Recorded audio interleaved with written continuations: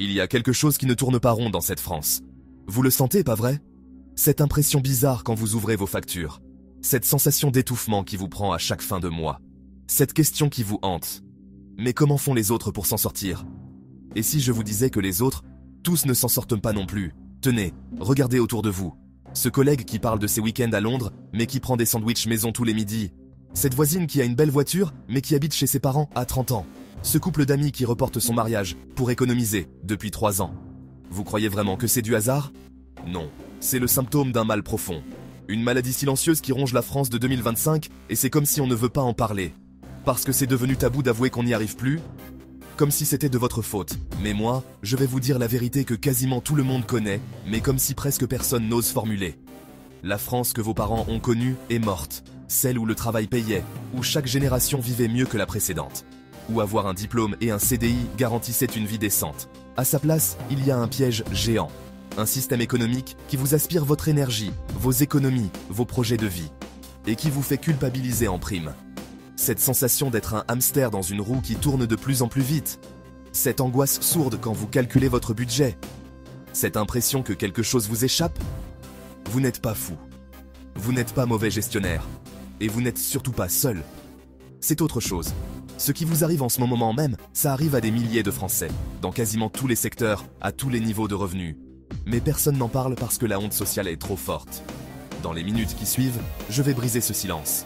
Je vais vous montrer les vrais chiffres, pas ceux qu'on vous sert dans les médias. Je vais vous expliquer la mécanique implacable qui fait que même avec un bon salaire, vous galérez. Et surtout, je vais vous prouver par A plus B que ce n'est pas normal, que ce n'est pas de votre faute, et que ça ne peut plus continuer. Accrochez-vous bien, ce que vous allez découvrir va vous révolter. Mais cette révolte, c'est exactement ce dont ce pays a besoin, pour que chacun ouvre les yeux sur la réalité et puisse agir intelligemment. Parce qu'aujourd'hui, en 2025, vivre dignement en France est devenu quasiment mission impossible. Si ce sujet vous parle, laissez-moi un j'aime et abonnez-vous à la chaîne. On y va. Le logement. L'équation impossible des grandes villes. Commençons par le plus gros poste de dépense. Le logement. Et là, accrochez-vous bien. Pour vivre à Paris aujourd'hui, une personne seule a besoin de minimum 2500 € par mois. 2500 €. Juste pour survivre, hein? Pas pour bien vivre. Alors dites-moi, vous gagnez 2500 € net par mois, vous? Prenons l'exemple type d'une jeune cadre de 29 ans qui travaille dans une PME parisienne. Elle gagne 2200 € net. Mathématiquement, elle ne peut pas vivre seule à Paris. Alors qu'est-ce qu'elle fait dans cette situation? Elle reste chez ses parents, à 29 ans. Ce n'est pas un cas isolé, c'est presque devenu la norme pour toute une génération. La pénurie organisée. Et le pire, c'est que ce n'est plus juste Paris. Dans certaines villes, l'offre locative a chuté de plus de 30%, rendant la recherche de logements quasi impossible. Vous réalisez ce que ça veut dire? C'est comme si demain, il y avait 2 fois moins de baguettes dans votre boulangerie, mais que le nombre de clients restait le même. Le prix exploserait, non? C'est exactement ce qui se passe avec le logement. Cette pénurie ne tombe pas du ciel. Pendant que l'offre locative s'effondrait, l'offre de vente a augmenté de 33% en 5 ans. Les propriétaires préfèrent vendre plutôt que louer, créant un déséquilibre dramatique sur le marché. L'effet taux d'intérêt, le coup de grâce. Les taux d'intérêt sont passés de 1% à plus de 4% en 3 ans, excluant des milliers de ménages du crédit immobilier. Imaginez que vous vouliez acheter pour sortir de cette galère locative. Avec des taux à 4%, là où ils étaient à 1% il y a quelques années, votre capacité d'emprunt s'évapore. Et vous, combien vous payez votre loyer aujourd'hui? Je parie que c'est plus de 40% de vos revenus, alors que la règle recommandée c'est 33% maximum. Mais quand il n'y a plus le choix, on fait comment? Les courses, quand manger, devient un calcul. La facture qui explose chaque semaine. Parlons de quelque chose que vous faites toutes les semaines. Les courses. Vous avez remarqué? À chaque fois que vous sortez du supermarché, vous avez l'impression d'avoir été braqué, pas vrai? Les prix alimentaires ont encore grimpé de 1,6% cette année. Seulement 1,6% me direz-vous. Sauf que sur les produits de base, ce qu'on ne peut pas éviter, c'est bien plus. Les légumes frais bondissent de 1,7%, transformant une simple salade en calcul budgétaire. L'impact concret sur les familles. Une famille qui dépensait 400 € par mois en courses paye maintenant 430 €. Sur un an, ça fait 360 € de plus, l'équivalent de 2 semaines de courses complètes. Prenons l'exemple d'un père de famille de 2 enfants. Il pourrait vous dire « Maintenant, quand je vais au supermarché, je calcule au centime près. Les légumes frais, c'est devenu du luxe. On prend du surgelé. Cet exemple illustre une réalité vécue par des millions de familles françaises. Les produits de base deviennent inaccessibles. Et ça fait mal au cœur. Parce qu'on parle d'alimentation là. On parle de nourrir sa famille. Quand les prix des produits de première nécessité explosent plus vite que l'inflation générale, ce sont les familles modestes qui trinquent en premier. Cette inflation alimentaire crée une double peine. Elle touche d'abord les ménages, qui consacrent déjà la plus grosse part de leur budget à l'alimentation, et elle les oblige à rogner sur la qualité nutritionnelle. Alors ma question pour vous, est-ce que vous aussi, vous calculez maintenant à chaque passage en caisse? Est-ce que vous avez renoncé à certains produits que vous achetiez avant, sans réfléchir? L'énergie. Le choc permanent qui ne passe pas. Des factures qui explosent. Tous les mois. Maintenant, parlons de vos factures d'énergie. Regardez une facture de gaz classique d'une famille française moyenne. Plus 11% d'augmentation entre 2024 et 2025. 11%. Ça veut dire que si vous payiez 100 € par mois l'année dernière, vous payez maintenant 111 €. Chaque mois. Pendant 12 mois. Et on ne parle même pas de l'électricité qui suit la même tendance, avec des hausses d'abonnement qui créent des coûts fixes incompressibles. Les nouvelles précarités énergétiques. Cette hausse ne touche plus seulement les ménages précaires. Elle frappe maintenant les classes moyennes de plein fouet. Imaginez une retraitée de 68 ans qui pourrait témoigner. Maintenant, je chauffe qu'une pièce. La cuisine le jour, la chambre le soir. Et encore, je mets 2 pulls. En France. En 2025, il y aurait des retraités qui se chauffent qu'une pièce pour ne pas exploser leur budget? Cette situation, qui était impensable il y a quelques années pour la classe moyenne, serait en train de devenir courante. L'effet ciseau dramatique. Le problème, c'est que ces hausses d'énergie sont incompressibles. Contrairement aux loisirs ou aux vêtements, on ne peut pas vraiment rogner sur le chauffage ou l'éclairage sans impacter directement sa qualité de vie et sa santé. Et vous avez baissé le chauffage cet hiver? Combien de degrés chez vous? Parce que je pense que beaucoup d'entre vous ont baissé le thermostat, pas par conscience écologique, mais par nécessité économique, pas vrai? Dites-le moi en commentaire.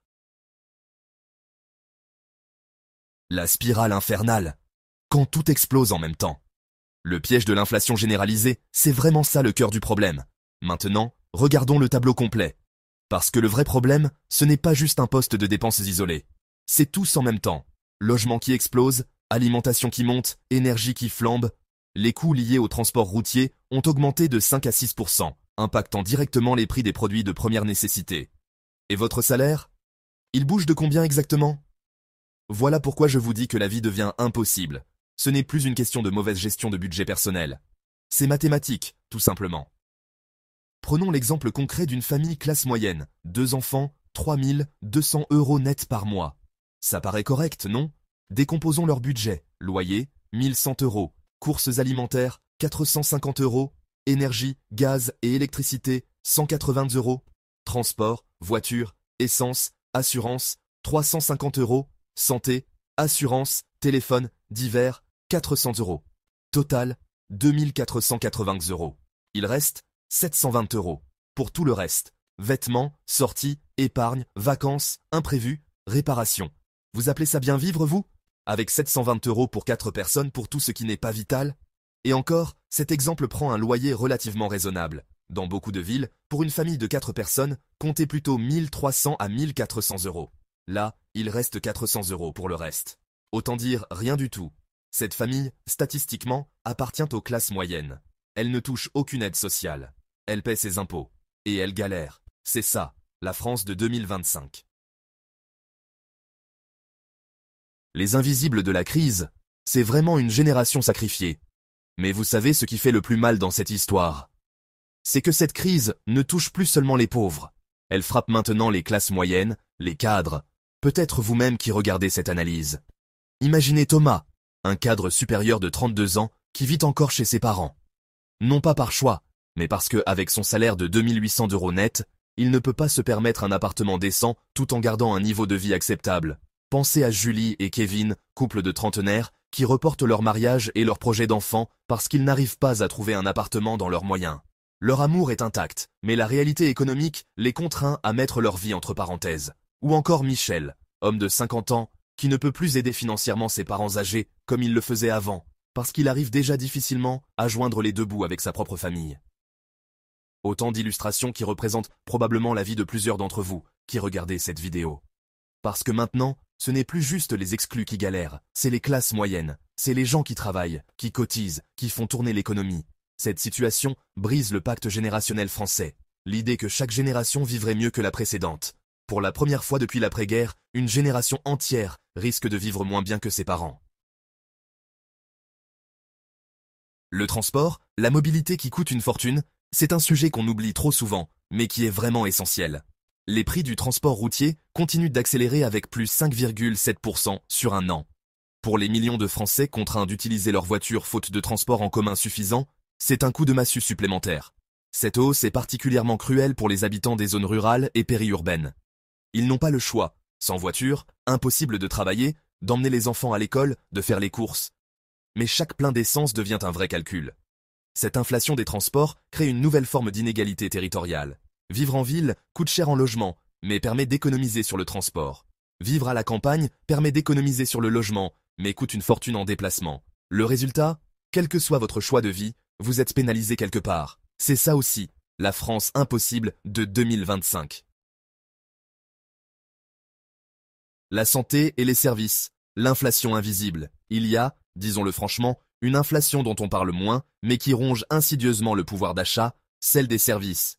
Assurance, services bancaires, communication, santé, garde d'enfants, tous ces petits montants qui, mis bout à bout, représentent des centaines d'euros supplémentaires chaque année. Cette inflation des services est particulièrement pernicieuse car elle touche des besoins souvent essentiels et difficilement compressibles. On peut reporter l'achat d'un vêtement, mais on ne peut pas vraiment reporter une consultation chez le dentiste ou annuler son assurance habitation. Même si, parfois, les prix des services de santé ralentissent légèrement, se soigner coûte de plus en plus cher, surtout pour tout ce qui dépasse le cadre du remboursement de la sécurité sociale. Dentisterie, optique, audition. Autant de secteurs où les tarifs continuent de flamber, créant une médecine à deux vitesses de plus en plus marquée. Les classes moyennes, qui ne bénéficient pas des aides sociales, mais n'ont pas les moyens des classes aisées, se trouvent particulièrement prises en étau. L'espoir ou la résignation, que faire face à cette réalité? Alors, qu'est-ce qu'on fait? On baisse les bras? On attend que ça passe? Non. On regarde la réalité en face. Premier constat, les chiffres que je vous ai présentés, ce n'est pas de la fiction. C'est votre quotidien. C'est celui de vos voisins, de vos collègues, de votre famille. Cette crise touche désormais quasiment toutes les couches de la société française. Face à cette pression économique, les familles développent des stratégies qui en disent long sur l'ampleur de la crise. Multiplication des colocations entre adultes, même en couple. Développement de l'économie du troc et de l'échange. Retour aux potagers familiaux, non par conscience écologique, mais par nécessité économique. Ces adaptations témoignent d'une résilience remarquable, mais aussi d'un recul du niveau de vie qui interroge sur l'avenir du modèle social français.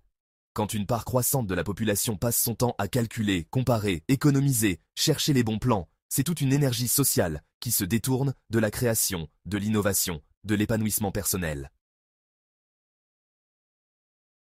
Les inégalités territoriales, une France à plusieurs vitesses.